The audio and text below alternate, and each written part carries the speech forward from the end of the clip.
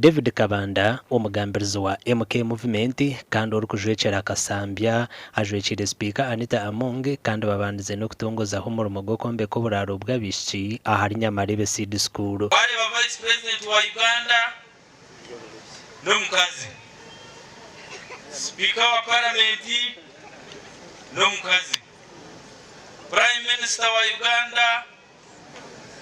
Omuntekateka za President Museveni z'amashomero ga Seed School tarumu kuraza abana bita abantu bagira ngo haruha bisha batari kutambura ngendo ndingwa eco rukutamagara gaba habunkenke mwebukana abana babisha bakwari barwo kunangita bozo ntubasa kubatu mu amani so headmaster webane onganye nakusima munonga abatekatekere ekiteekateeko kya mu Seed School ezaha.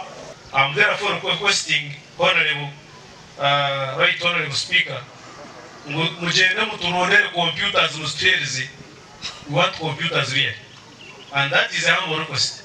Hona nabwe Kabanda ajwekire speaker mukoro gw'abasiramu ogokunduza muzijito gwa masjid noha oguru kutekatekwa kwezaho miliyoni ziri kurenga muri 300.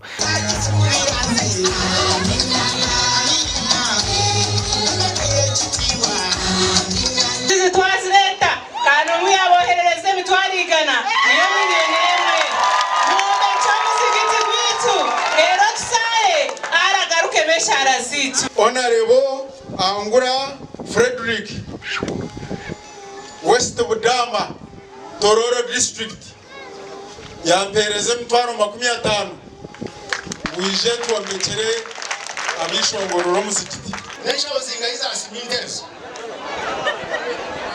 atano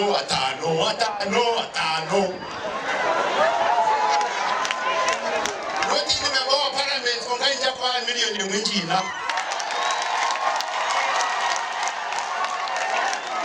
Ahantu h'umugenyi mukuru ayorekire okwatwaho ahabwa ibyo butegeki ngebe bitine rugendo. Politics zanyu za kunuya mugume muzikore konka mureke kuferereza abantu banyu.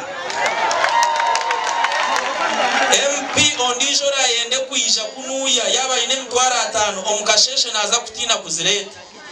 Omugandi abebembeza b'ekibine kya MK Movement bashabira abantu ngamo kwerinda omwirima gw'eby'obutegeki onko gwabire gwabaho omukuhinda gutura government ekyo rukuretera entunguka yagaruka enyuma ebishabirwe orukure mico n'emitwaro zo muri MK Movement obwabira tayayiro muri ntungamo.